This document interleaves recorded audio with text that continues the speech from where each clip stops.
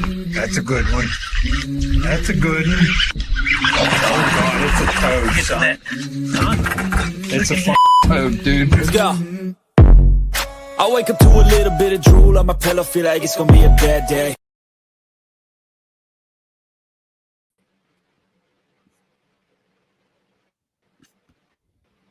Welcome back to Fishing Friday Live. I guess I'll just sing the intro.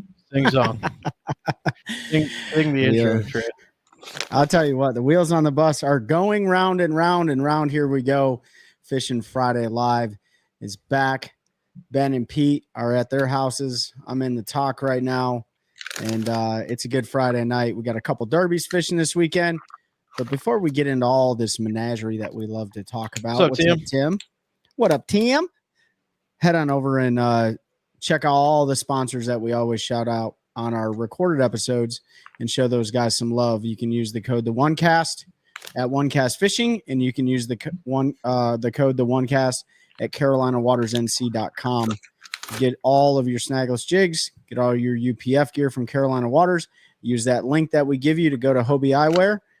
I just sent that link to somebody today. They ordered some glasses, so I'm gonna save like 15%.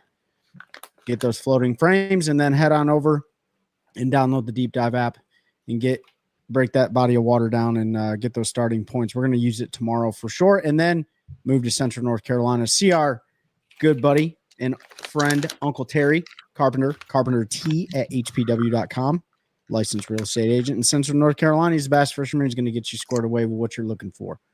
All right. Fishing Friday Live. Fishing Friday Live. Yeah. What's up, boys? Fishing live on Friday. Fishing live on Friday. No, what's going on, Ben? Working, talking fishing. Ben, what are your hours of operation? All day, every day. 24/7. No. Usually, when I'm super motivated, usually I get up and try to go to the gym and stuff. So I usually don't get to work till like Army time, like 9:30, 10 is when I really. He said Army time. Yeah. You know, and when I have a lot of orders Army going were out, you in? well, you know how it is. Yeah. PT gym in the morning, so I get up, go to gym. Mandatory now. Yeah, exactly. So, but like when I have a lot of orders going out and I'm running a bunch of ads and stuff, like sometimes that takes an hour or an hour and a half to do like 40 orders or something. So then you get started later in the day, but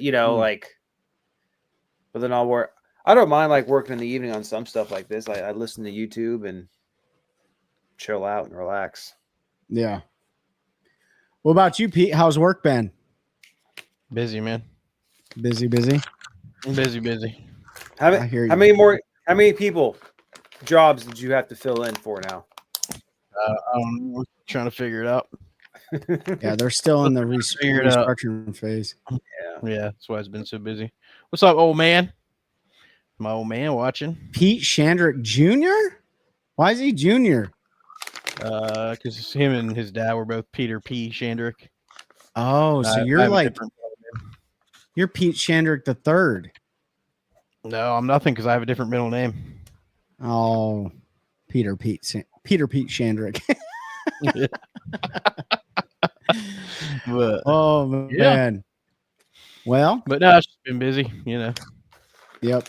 Kicking, I had to drop off. We have a really good episode coming out next week, and I was like only on for the first 20 minutes and had a bunch of stuff going on. I had to drop, which sucked, but yeah, Thursday we got Andrew Loberg with his rookie season recap. Yeah, you guys should definitely check that out. Like Ben said, drops at around noonish next Thursday. Go back on Spotify or podcast, whatever you guys use, and go check out the first episode with Andrew. That was probably back in July. Yeah, and that was really his story. That was his story of how he got into bass fishing and going from college and going from California to becoming an elite angler. And we didn't really talk too much about the season, so that's why we brought him back. So if you haven't seen that first one or listened to it, because I know we got folks on here who only listen to live and they don't necessarily go watch or listen to the or good stuff. Yeah, it's a good listen if you're at the gym. It'll get you pumped up. I don't know how people listen to honestly, dude. Like, I don't know how people listen to podcasts while they're working out. Like, I have to have. I can't do it. I can't say I shouldn't say I can't. I should say that I don't want to do it because it doesn't hype me up and stuff like that. So, but there's sometimes when I'm doing cardio, I might listen to a podcast or a YouTube video or something.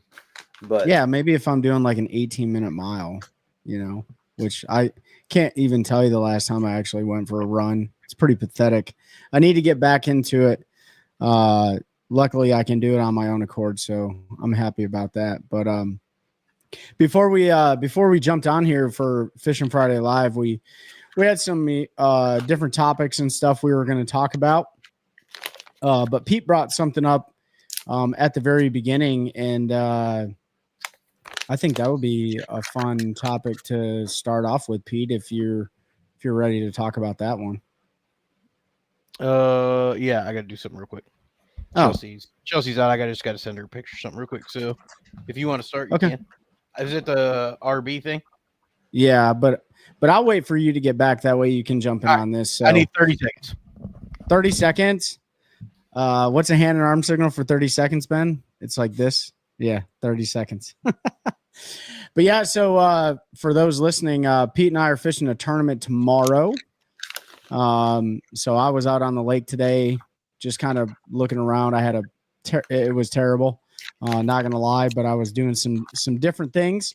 We're still in that fall transition phase, but you know, there's definitely some patterns and stuff going on. So I love fishing this time of year, man. Like, it's one of my favorite times. It was nice and cold this morning, and then gonna fish another tournament on Sunday, and that should wrap the weekend up for me. Yeah. But yeah, so you wanted to talk about something. I don't know all the details on it, but I definitely would probably have an opinion. Let's talk about our boy Randy Blackett. So old Randers, you know, who talks about cheating and how forward-facing sonar is cheating and everybody uses a cheater, got disqualified from a Toyota Series for cheating because he called somebody because his fish went away. Called somebody and asked specifically for waypoints and information on where fish were. And then got turned in for doing it and was disqualified from the tournament, and then went on. He's got a couple YouTube videos out where he rants, called the dude a scumbag for turning him in, and all kinds of stuff. So it got real good, but Ben made the funny comment, and I'll let him make it. But I just said, you know, the angler who complains about the cheating box gets caught cheating the old-fashioned way. Yeah, he doesn't like technologically cheating, but it's okay to cheat old school. Well, I guess it's okay if you put waypoints on a SIM card and transfer them over. I guess that's fine. Yeah. If you don't know that's done, I guess. But yeah, so that came out, and you know, I don't listen to a lot of what old Slick Johnson has to say. No offense to him, I just don't like the way he presents information. But he knows the guy personally that Randy called because it's down there around his home lake, and he talked to the dude. He was like, "Yeah, I waited all night and to the next day and decided I have to do something." And so he called him, turned him in, and then Randy called him a scumbag for doing it. And I was like, how are you going to call somebody a scumbag for doing the right thing, bro? You're the scumbag for putting somebody who you know in that position. But you know, it was pretty funny. It didn't really blow up in the fishing world because nobody, to be honest, Randy's pretty irrelevant outside of his little clan of anti-forward facing sonar folks. Which he has a good following. He's built on the negativity there, but yeah, it was just something funny I wanted to bring up if folks hadn't heard about it yet. I'll tell you what, man, what's up, Mike Johns? He said, what's up, LT 4/5 and future bum? That's me. I'm a future bum. But I kind of feel like I've been a bum, but anyways, I'm not going to be as much of a bum as you, Mike, but you know, the last couple years, man, have been just riddled with what I would consider integrity violations, right? That's really what it boils down to, because the sport of bass fishing, if you call it that, really it should be a bunch of gentlemen's rules. And, you know, there's a lot of changes going on. We're going to talk about some of those changes, but right then, that delegitimize like every single thing that he's ever said, man. Like, that's just the pot calling the kettle black. And I'm glad that person had the integrity and wasn't scared of any sort of like political ramifications or anything like that to go ahead and turn him in. And he should have done it to anybody, but it just happened to be him. So, sucks.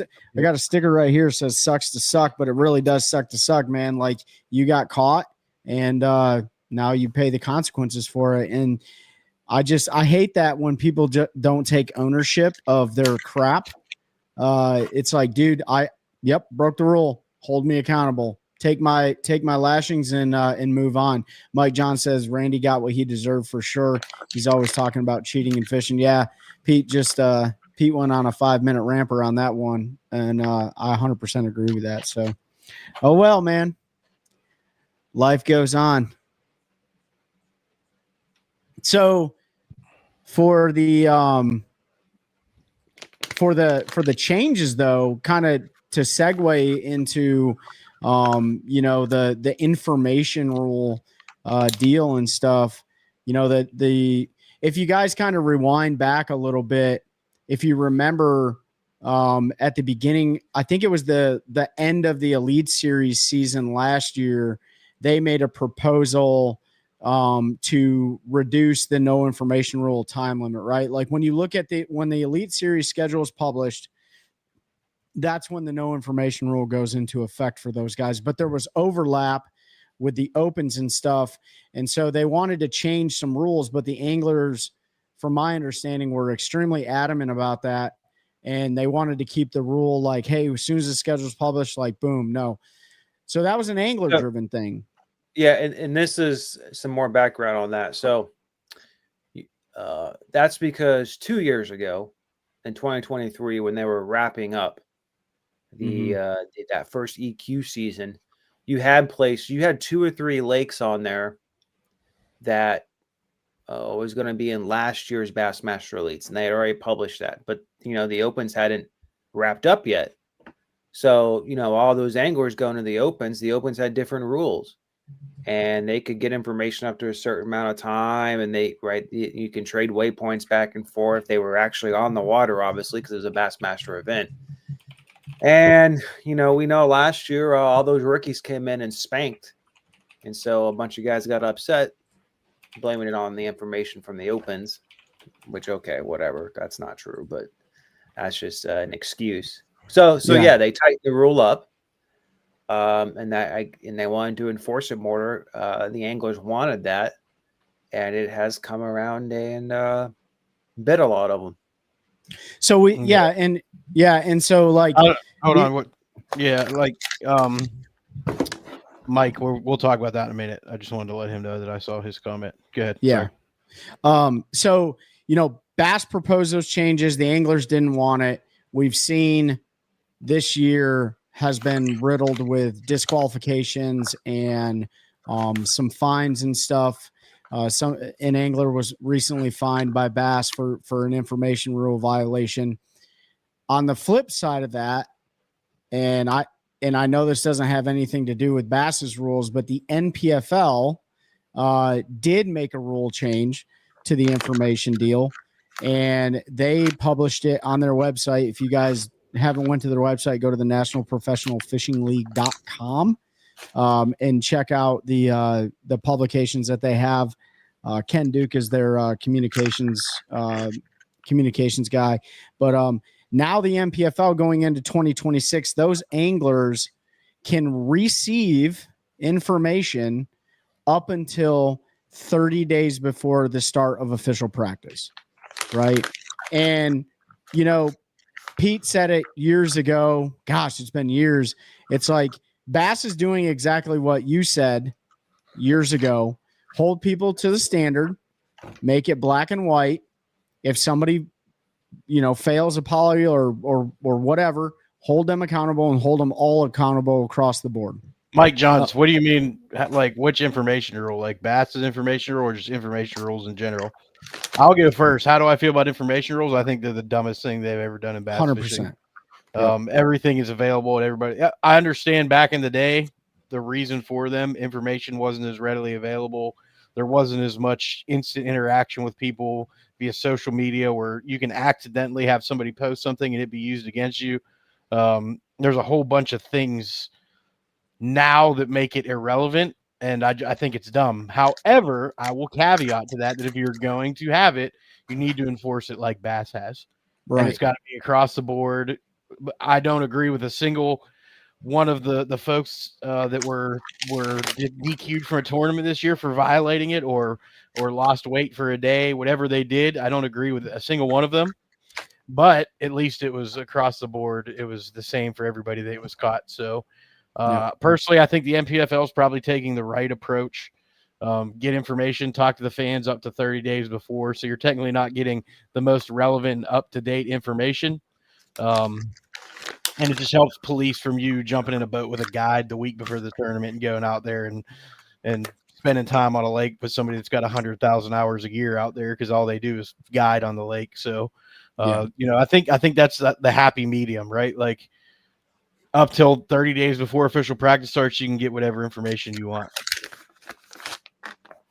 Yeah, you're absolutely right too, Mike. Like you get information on Thursday and by Monday that info might not be good. You're 1,000% right. But if that info is 40,000 brush piles on Lake Lanier, then that information, yeah, sure, I can get it before. But if he tells me these are the ones that are good this time of year, then it's it lessens the curve. Or the week before there's a significant weather change and you can get information on how the fish react that isn't readily available on YouTube or something. Like I get it. It still makes you go out there and figure out the lake at the time of the tournament. You can just get information to help lessen that learning curve up until a month beforehand.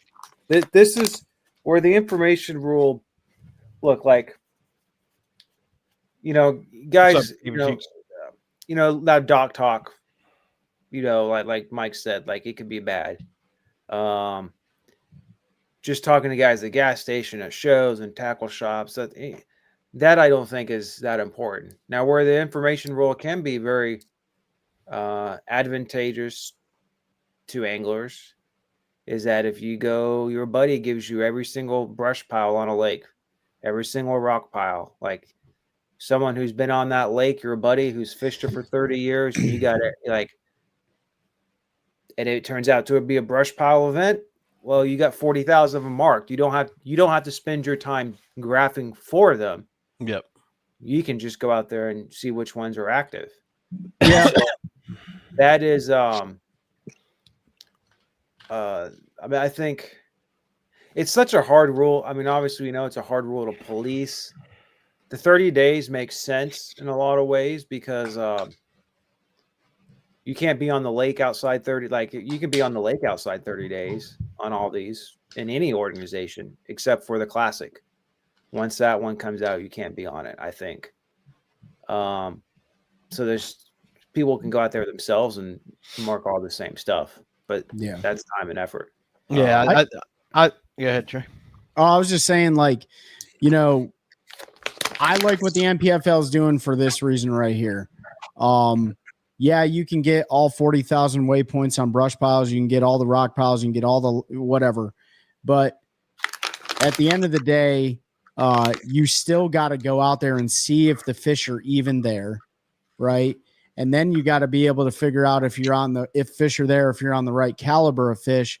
And let's be honest, most of our lakes, and especially most of the lakes that a lot of the major organizations go to, like everybody knows for the most part, all of the community, almost everything is a community hole now, right? So I'm not saying that somebody can't give somebody a sneak deal, but not if you're not a local. That's the thing, right? If you're not a local, you'll know the big community holes where you see 15 boats on it when you go by. But yeah, exactly. But you're practicing for 3 or 4 days. If you don't pre-practice, like some of those sneaky community spots where there's a pile of tires, where there's some brush pile that the locals know about, but nobody else really knows about. That's where you can get down. More importantly, right? It's just not having all that stuff identified to go look at beforehand. But as tournaments change, and let's say you're fishing rock piles or something, and but you look over and there's a piece of standing timber and there's a big fish on it, you catch it. That clues you in on something. Well, if you got 20,000 pieces of standing timber marked, like now in the tournament, you can run all that stuff and you don't have to go actually scan for it. That's true. I will agree with that. Some of that research time when you're on the lake. But like you said, you still have to look. That's why I think the 30 days is the medium, because I can get all the waypoints and information I want up until 30 days, but I still, at the time of official practice, got to go figure out, are they on the brush? Are they on the rocks? Are they on the bank? Are they on the grass? I still have to go look at all of that. So it doesn't impact the way I practice outside of, now I'm not just mindlessly scanning areas hoping there's a brush pile there. Now I can specifically run to areas and look at those high percentage areas to see if the fish are holding there. So and anybody can do it, right? Like anybody can. I think Fish Chips is about to explode because you can go in there and buy, like, I'm gonna start selling waypoints on lakes if you live on one, right? Like, because all them guys now can go buy that information. Yep. Well, and so first of all, having 30 days is a hell of a lot easier to police than like the Elite Series, right? Some of those tournaments aren't for like over a year after they publish the schedule. That's where Scott got in trouble. I think he about the Paso tank, if I remember the story right, like he had called somebody like in September of last year, a year ago. Well, no, what got Scott was he was talking about a connecting body of water. Well, so yes, but he called back in September. I don't think they had published all the bodies of water, so that's why he was asking about stuff down south of the Paso tank area and up north.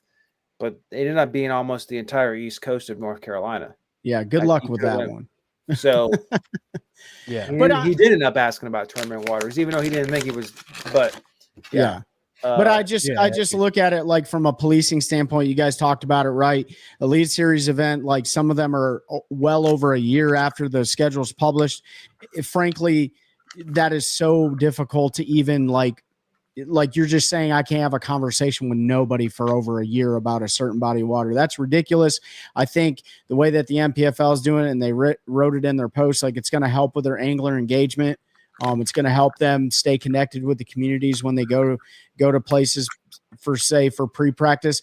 Are some people going to take advantage of it and want to get the answers to the test? Sure. But we all know that friend in high school that gave you the answers to the test and that person didn't study and that person failed that test, right? So that stuff can work against you.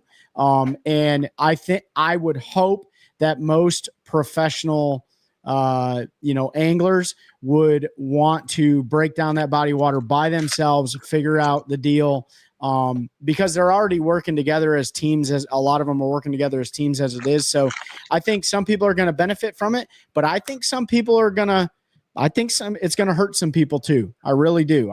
Because there's nothing saying that somebody out there can't give you bad information, right? Or misinformation, straight up lie to you. And then you're steering down the wrong direction and you have no idea what the heck's going on. So Jeff Horner said, people, go ahead, Pete. I would say I think that's why most of the folks you're going to see are going to be smart about the information that they do gather. They're going to want 100% brush pile locations, rock pile, those things, so they don't have to run around the lake and scan 100,000 acres trying to find it.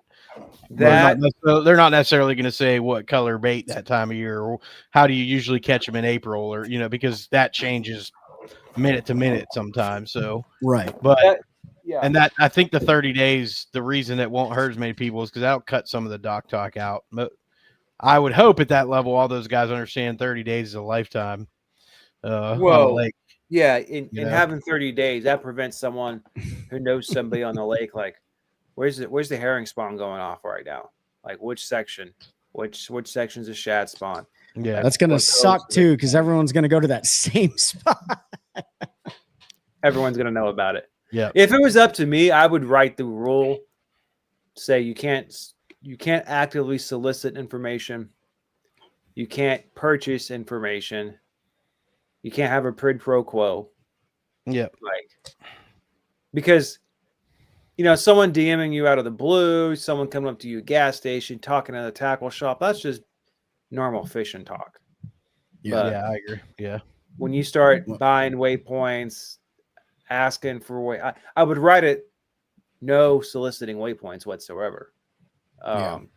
Well, we'll see what it looks like this. I mean, they the NPFL is pretty good about listening to the anglers, and but they're also not opposed to making organizational changes based on what's best for the NPFL either. So, I'm sure that they're going to measure how this looks in 2026, and they very well could reverse it. But I'm curious to see it, man. It's the first time. Well, I don't know how Bass used to do it and how FLW used to do it, but I can tell you that anglers been getting information since the beginning of getting information, So now it's just going to be, I think it's going to be easier for them to police. And like when they poly somebody, hey, within the last 30 days, did you get information from anybody? Instead of, hey, 380 days ago, did you have a conversation at a gas station about the St. Lawrence River or something? Like that's just ridiculous. So, but yeah, so, yep, 2026, within 30 days of official practice, or you can get information, they can get information. So I think it's interesting. I'm curious to see what happens. So, what's up? NPFL also came out with their schedule. I don't know if we want to talk about that at all. Yeah, before we talk about that, like there was some other big news, and I forgot until Mike Johns posted it. But I'm sure if you follow fishing, you remember there was a fatal crash on Smith Lake a few months back involving an MLF angler. I think it was in April when that happened. But they officially indicted him today on reckless manslaughter, 2 counts of first-degree assault, reckless operation of a vehicle, failure to follow boating rules, and boating without a boater safety certification. So he is right now been released on a $115,000 bond. My guess is Flint Davis is going to be made an example of, and it's going to be a hard one to beat. So hopefully he's able to. April 16th, like said. Hopefully he's able to get through that without jail time or anything. But it's a hard lesson to learn, and it's something we all need to pay attention to. And it's why I still stand behind. I think these major tournament series should limit boats to 150 horsepower motors, and there's no reason dudes need to be running 80 miles an hour around these lakes at first light. There's absolutely no reason for it. Because this is going to happen more. There's more people on the water now than ever. Kayaks, people, wake boats, wakeboarding, paddle boarding. We see it all the time on our lakes. We had a young girl killed just a few months ago on Sharon Harris by somebody irresponsibly boating. It wasn't a bass boat or an angler, somebody in a wake boat, but running irresponsible under the influence, unfortunately. And they're making an example out of him and the person that owned the boat, who wasn't the one that was operating it, but was on the boat and allowed him to operate their boat while he was intoxicated, that led to serious injuries and death. So, it's sad either way, Mike. I have a feeling, they're going to attempt to make an example out of that young man, and I hate it for him. I don't know. I'm pretty opinionated usually. I really don't know how to feel about this. I mean, just let the due process do its thing. I'm trying to find the actual indictment. I have it right here. I literally have it pulled up. Just type in Flint Davis angler. It's the very first article. No, I'm talking the actual court document. Oh, you'd have to go to the court that was in. Let me see. Coleman. It was in Coleman County, so you'd have to go to Coleman County, Georgia, and find it. It may not be up yet. Not every county is quick. 67 miles an hour. Yeah, it says right here. So this is me spitballing here. I'm trying to remember the details. I think there was some fog involved, maybe too. That's why I want to read the indictment. I totally understand the victims in that tragedy having a wrongful death suit. And going after insurance and all, obviously, because you lost the crazy accident. It says it was approximately 7 a.m. just south of Hazard Buoy at Miller's Flats on Smith Lake. According to the indictment, Flint Davis collided with a second vessel Holcomb County says facts common to all counts state that Davis vessel was traveling west-northwest along the left side of the channel, navigating between the hazard buoy and the shore while quote-unquote cutting a point. Davis vessel was traveling at an approximate speed of 67 miles per hour at the time of impact. The bow of Davis vessel collided with the front starboard side of the Holcomb vessel. The force of the impact caused the Davis vessel to override the Holcomb vessel, so he went right over the top of it, according to all the accounts. So, Chris Curtis, go ahead and comment if you want. Yeah, you can type whatever you want to say, bud. Just type it in there. This is from a legal perspective. What makes me curious is like the 3 counts of manslaughter and what are the elements in the reckless, because like that's a lot of facts you have to establish, because everyone with a bass boat goes 67 miles an hour on the lake and they cut points and stuff. So yeah, I mean, but that's just the charges, right? And it doesn't necessarily mean he'll be found guilty. But it's crazy. He's got $115,000 bond, and yet if you get out of jail the 5th time and you go kill somebody, you get out on $5,000 bond. Yeah, and I think you're spot on. I think they are going to make an example out of this, Pete. I mean, they're going to get him with some stuff, and everything's going to caveat is he never took a boater safety course. He was cutting a point is technically outside of what they consider the navigable portion of a waterway. Like, there's a lot of things there, and we all do it. I do it too. Like, but it's not the right thing. But is it required? That's the thing. If you take a boater safety course, it says you're not supposed to cut points around hazard buoys and things like that. You're supposed to stay in the main channel, and you're not supposed to cut across flats at full speed while underway. Anchored boats always have the right of way, so if you crash into an anchor, it's kind of like if you rear end a car, you're always going to be at fault, no matter unless you have video and they like slam on their brakes at 70 miles an hour. But the person who rear ends the vehicle in front of them is almost always at fault because you're expected to be in control of your vehicle. I don't know. It's just a sad situation. You're right. The indictment doesn't mean a jury will decide guilt. You're right, Mike. He said should not be going fast on any lake. That's his. That's why I think go back to the old days of 150 horsepower motors, and you keep dudes at 50 miles an hour. And if you fish a giant body of water where you can make a 200-mile run, then let dudes launch that's closer to the area they want to fish, and then Chris, trailer back to a weigh-in. Chris, I understand that sentiment, but like at the same time, my grandma thought no one should go above 45 on the interstate. Yeah, right. There's no rules whether or not. I mean, you can go 300 miles an hour down the lake if you got to.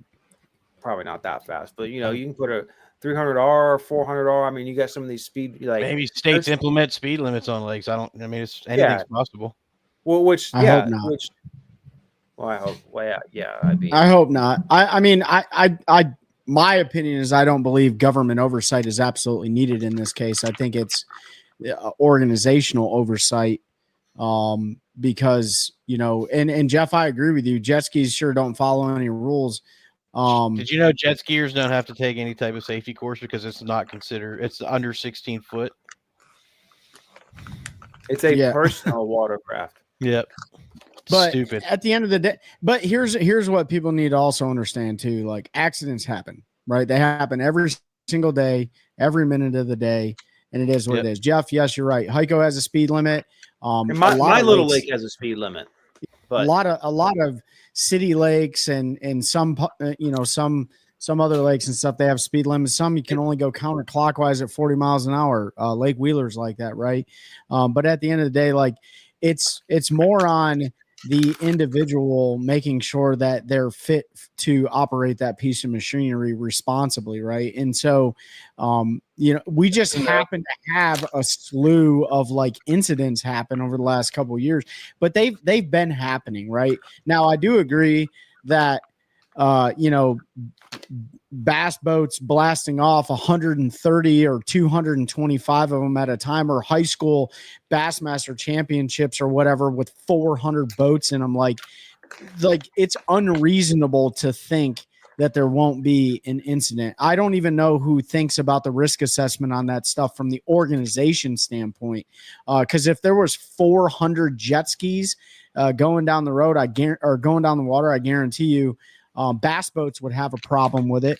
And that's the other thing too. This is just my little soapbox. Like bass anglers think like we own the water. Like we think we're the only ones on the water. Well, I'm here to tell you, like, there are more people than bass fisher. There's more recreational people than there are bass tournament anglers. There just are, right? Yep. And those people live on those lakes. And so like you're a guest on that lake, so you need to be responsible and stuff. So yeah, blast off is the most dangerous time.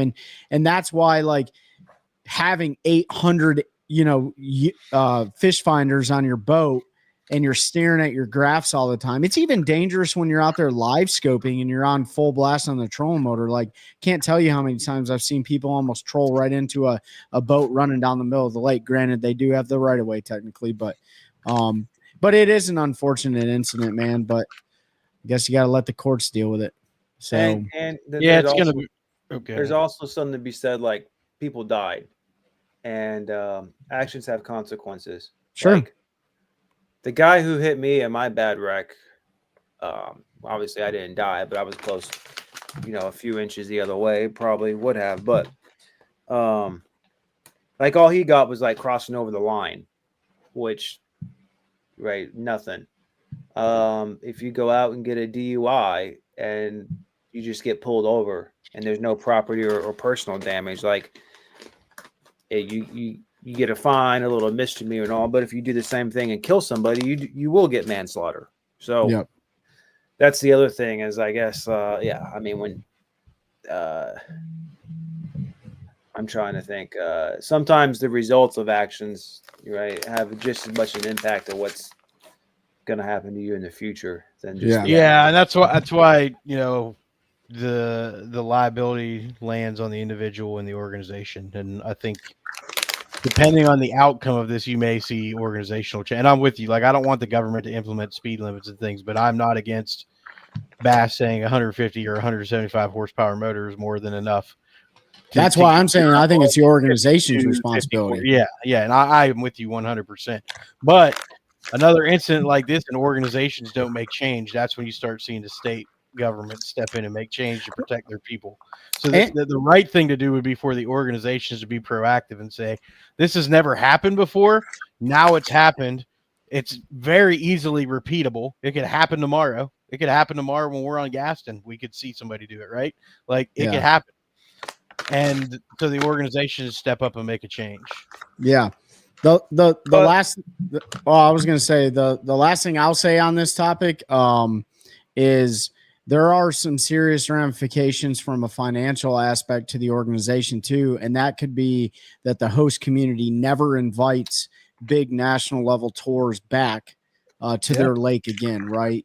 Yeah. They might take a hit from a financial perspective, but probably not that much. But the organization would never be able to fish said lake again, right? Or whatever. So it is on the professional angler to act responsibly because their performance is a direct reflection of the badge that they wear on their jersey, right? And so those people don't give a crap. When they see Major League Fishing, they see MPFL, they see Bass or whoever fishers them. It doesn't matter. If you act a fool out there, they're not going to invite you back, man. And that's a huge deal. That's all I got. Nope, you're absolutely right. Yeah, so hate to bring it down there, but that's something to talk about. And while we're in the dumps, we'll keep it there for a minute.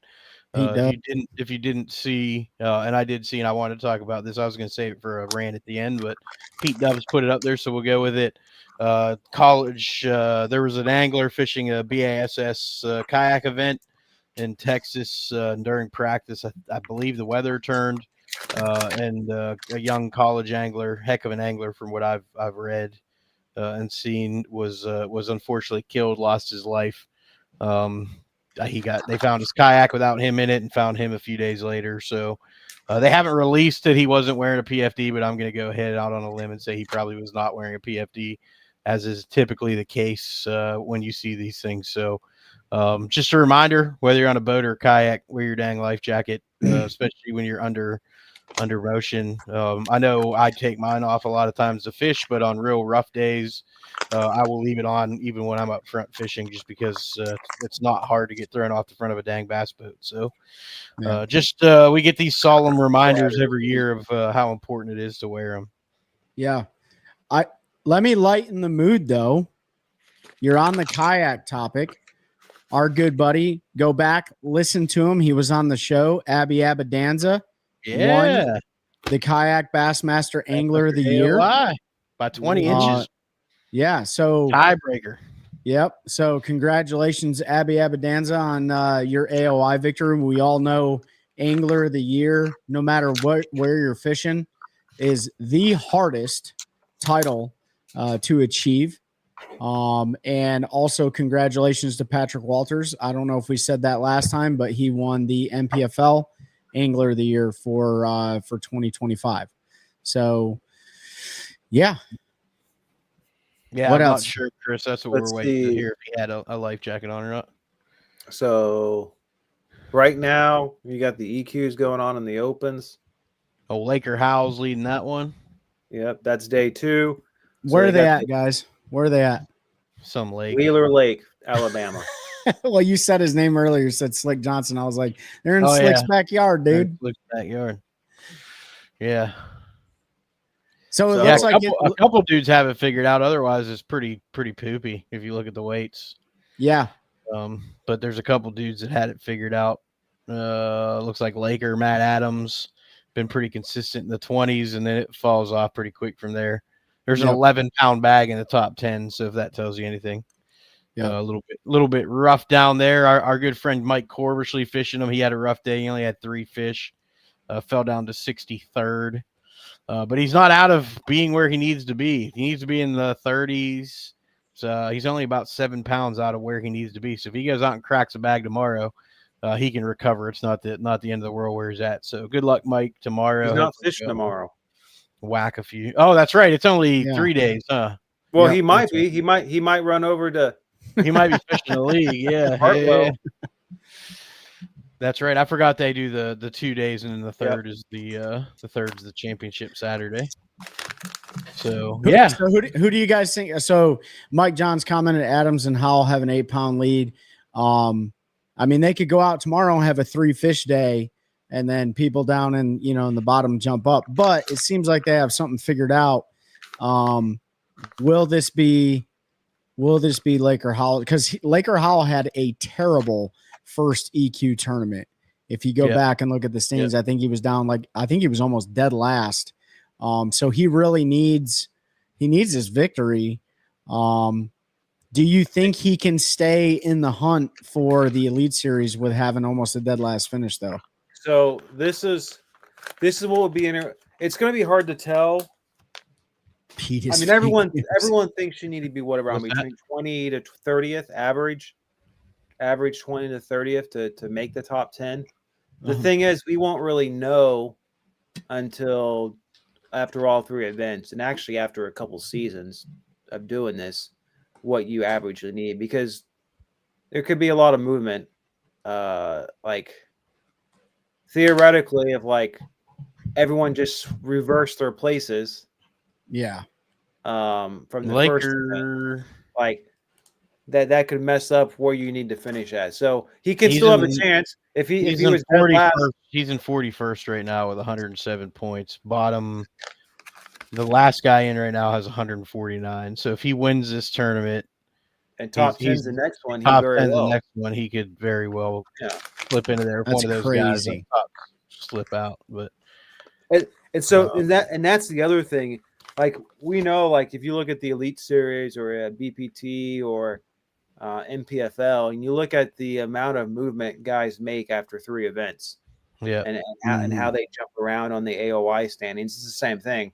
So you obviously don't have time to ground to make up if you're way down there after 2 bad events, but it's also the guys who are fishing very consistent, they're not getting more opportunities either. So yeah, you're by no means out of it where he's at. He's got a hill to climb in the next one.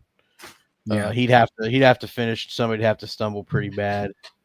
Corbishley's in 46 with 101, so he's another. I mean, if he goes out and wins the next one, and remember, there is still the.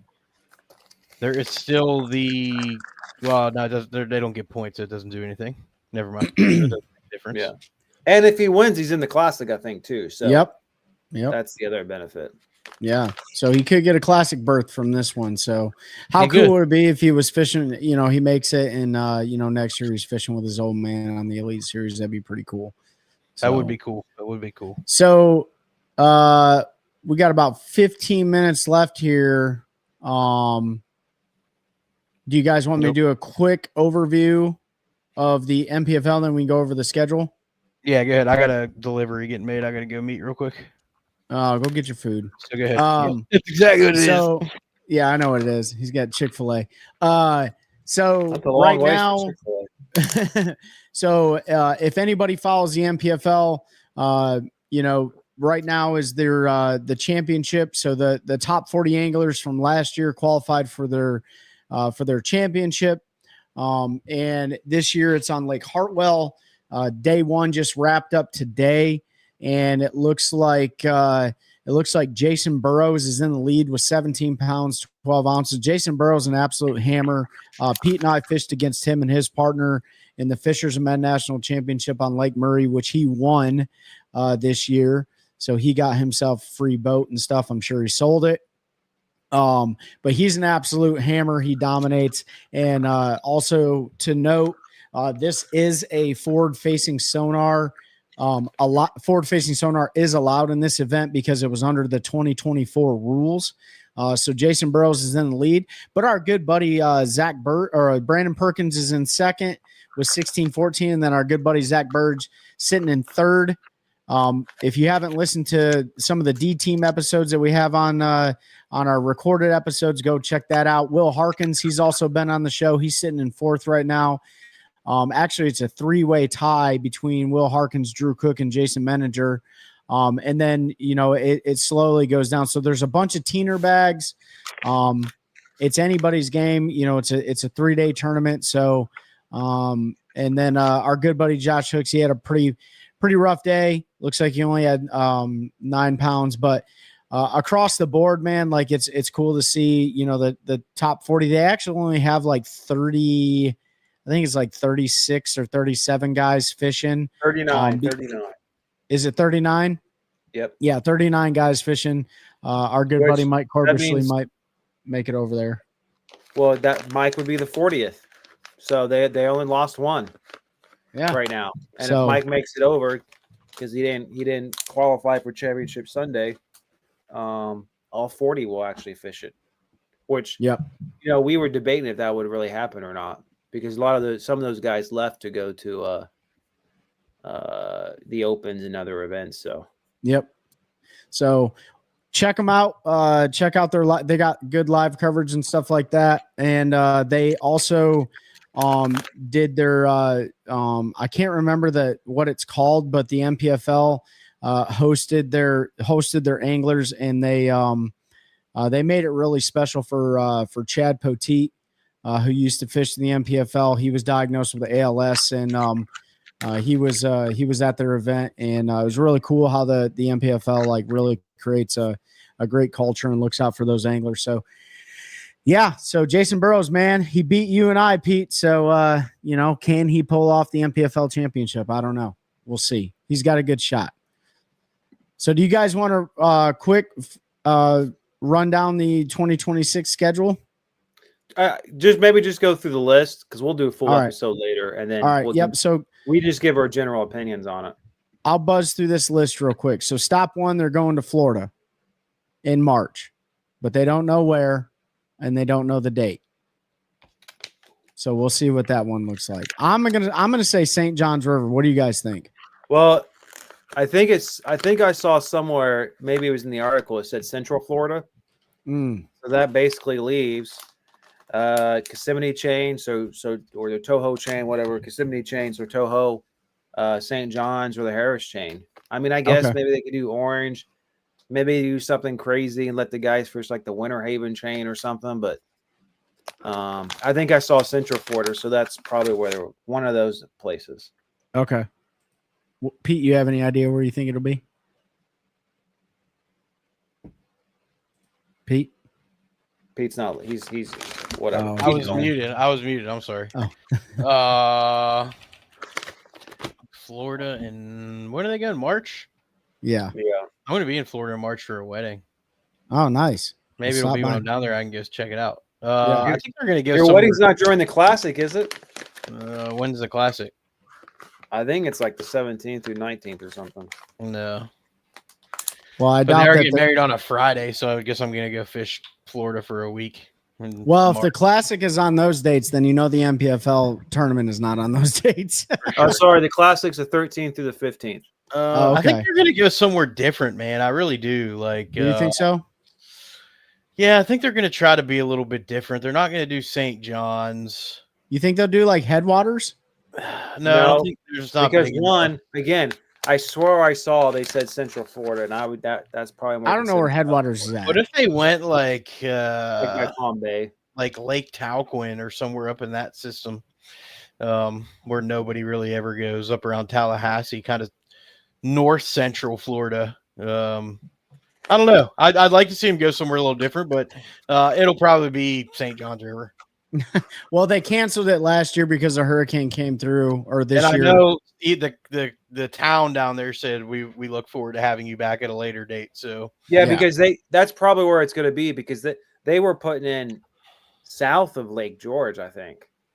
Oh yeah, they were putting down. They were putting way down somewhere. Yeah, they were close to Lake Dexter actually. Yeah. So I think that's probably where it'll end up being.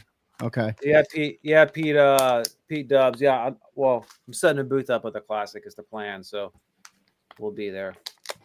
Stop number two. They're repeat offenders. They've been to this place before, but they're going back to Wright Patman, which is in Texas, Texarkana. That'll be April 23rd to the 25th. Stop. Do you guys got anything before I keep going? No, just list them off. Stop 3 is going to be Lay Lake in Clanton, Alabama. I think that is. And that's in May. The elites have been there before. I think Will Davis Jr. won on that lake. I think that's his home lake. Canterbury's pretty good on it too.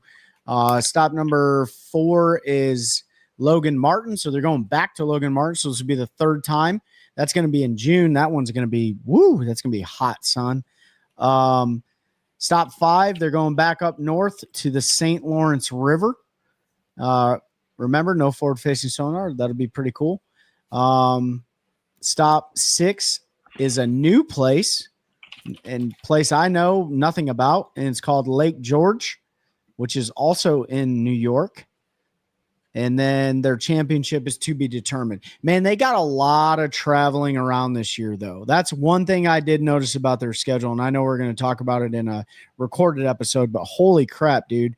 From Florida to Texas to Alabama to New York twice, and they don't know where their championship's at. That's a lot of driving. Thank goodness they only have 6 regular season events. Want to be a pro angler, you better be ready to travel. I hear that. Need a what is it? A BP or a Kangaroo or Speedway sponsorship or something like that. A Sheets, dude. I want a Sheets sponsorship. Let me get up on that. Huh? Like back in the good old days. Yeah. When they Let me get up that. on that Sheets. Yep. Yeah, we'll talk about it more, but I mean, I don't dislike it. No, I hope you're right though. I hope you're right on the Florida thing. I think it is going to be on the St. John's just because, but it would be cool to see, them go somewhere just completely different. It's just hard. There's so many bodies of water down there and little stuff. But how many is going to support 130, 120 boats? Yeah. I mean, the BPT has it made with with the number of anglers that they're going to have next year, 50. Yeah. They can pretty much go anywhere. That's pretty cool, and that's I think Birds likes that. They can go to a lot smaller bodies of water and stuff like that. But yeah, when it comes to 100+ anglers, man, that's only I mean, heck, the parking lot at Blythe Landing at Lake Norman this year could barely fit their entire roster. I mean, legitimately, there was no parking left. And that's a pretty big landing. So they want to add, they want to have the same amount, if not more. And some of these places just can't have it. I would like to see them bring a championship here to North Carolina, though. I think that'd be pretty cool. Yeah. But yeah. Yeah, it would I be mean, cool. I guess the one big. Well, I told you guys I thought it was kind of mid, kind of like the Taylor Swift new album, kind of just mid. My big problem with it is you go Lay Lake and then Logan Martin. I got a problem for two reasons. They're an hour apart. They're both Coosa River fisheries. Mm-hmm. So you got two Coosa River lake systems. It's not a lot of diversity out of this, that's a 30-year schedule. Two, I understand it completely a lot more when the tournament's on back-to-back weekends. No problem with it then, but to go an hour apart, a month apart, doesn't really make a lot of sense sometimes to me. And then that's the same thing with New York. Like they are two places in New York, but it's a month apart or 2 months apart, actually, I think. Lake George would be cool. That is above Lake Champlain. Yeah. Yeah. Yep. I think it's there at Ticonderoga. I think it's massive. I think it's like 28,000 acres or something like that. So that I would wouldn't be say cool massive, but yeah, that would be. I don't know anything really about it. There was someone we were talking to. Well, no, was it what's JJ? The cash-in. Yeah, JJ. Yeah, JJ. They have their event on, or maybe they had to get it switched to Lake George because Lake George came up in our podcast with them. Yeah. Yeah, if you guys are interested in hearing about the Cash and Rods tour up in New York, go back to our recorded episodes on Spotify, Apple Podcasts, Podbean, whatever you listen to it on. Or you can go. Is it on YouTube, Ben? I don't know if that one's on YouTube or not. But go back and check that episode out with JJ. They run a really cool, pretty good payout tour up in New York and stuff. So, sponsored by Cash and Rods. Pete? I was going to ask, what do you guys think the championship will be at? No idea. I hope it's in North Carolina. And Pete Dubs asked, he said, what lake in North Carolina would you like to see the championship at? It's only 40 people. It's only 40 people. So, man, for big fish, like I would like to see them go to like Falls, right? Falls or Jordan, but it has to be during a certain time of year. It can't just be. It'd be like a March, like like a March time frame, April time frame, or something like that. But I'd like to see the championship on a place like places that we like to fish a lot, like Gaston and the Roanoke River and stuff like that. But they could also go out west. I'd actually like to see our western fisheries captured a little bit. So like a place like Lake James, I think would be awesome. I think it would be really cool to see Lake James get some attention, especially after, they had, Hurricane Helene just wiped out a lot of that stuff up there. I don't think James was impacted terribly, but it wasn't as much. But James is only like an hour from Asheville, 45. But yeah, minutes. I'd like to see them come here just for a place like James, just for the what? That would not be a bad. That's not a bad place either in the fall if they still want to keep a fall event, because you got those small / hybrid small spotted bass in there and largemouth. So yeah, lots of action. I don't know, where would you guys like to see championship come or go to rather? California Delta. Oh, California Delta. Yeah. I mean, it was cool when they went to Amistad. I know everyone, they complain about the distance, but some people liked it too. Yeah. I could see Falcon, or I'd love to see one of those places out west. Falcon, that place hasn't been touched very much. What about you, Pete? Where would you like to see it go?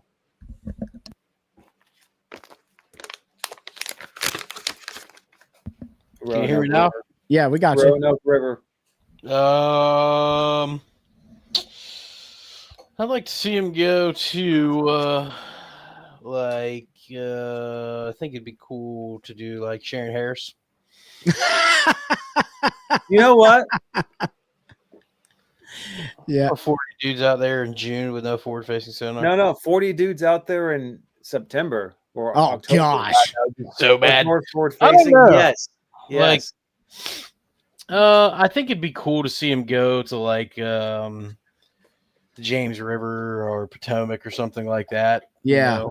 Or even go up into Smith Mountain wouldn't be bad either. Smith Mountain, just so something a little bit different. There's some tournaments that go there, but it's not like super popular, and the top tier is not going there. So get some elite guys and NPFL's pros and get there and do it. I think that'd be pretty cool. North Carolina, I'd like to see him. I'm with you, Trey. I'd like to see him come to Jordan in like February, March. Yeah. Or a place that or a place that's close to like the Albemarle Sound is the Pamlico Sound, right? So like going to like that area. Yeah, but it sucks. Does it?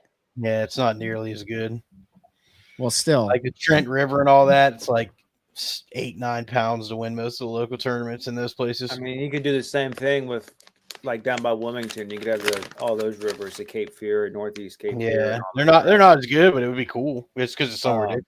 Like, I'd love to see the Louisiana Delta too. That'd be good. That'd be a good one. The only problem there, and I think this is what Bassmaster ran into in some of those, is that Louisiana's got weird laws that a lot of that water is owned. You get there is private. Yeah, and you might get your ass shot off. Yeah, you get shot down there for sure. So show. I don't know, man. I think the NPFL had, their championship is like the BBT. They can go anywhere, and I'm sure they're making coordinations for the future years. This year's probably already set in stone. Curious to see where it'll be, but I'm curious to see who's going to win their championship this time around. Hopefully Zach wins it, man. He's sitting in a good spot right now. He's got 2 more days to grind it out. But you know what? They need to do Louisiana Delta. They need to have the weigh-in at the Superdome in New Orleans, and then everyone can go out on what's that street there? I've never been to New Orleans, but Bourbon Street. Bourbon Street. Bourbon Street. Bourbon Street. Yeah, that'd be a terrible next day for those guys. So private property, lock them up. All right, gents, I'm gonna jump off here and it's about to be an early morning. Yeah, we're about to go crush. So appreciate everybody joining us tonight. Thanks for the engagement. Head on over to our recorded episodes on Spotify, Apple Podcasts, all that stuff. Leave us a review. Get ready for a pre-Christmas giveaway with a Bubba scale and some other items. Make sure you like us and do all that crazy stuff we always talk about. Use all those codes that we give you. Really helps those companies out that support the show and help us to continue growing a culture of anglers, helping anglers one cast at a time. That's a good one. That's a good one. Oh, God, it's a toad, son. It's a toad, dude. Let's go. I wake up to a little bit of drool on my pillow, feel like it's gonna be a bad day.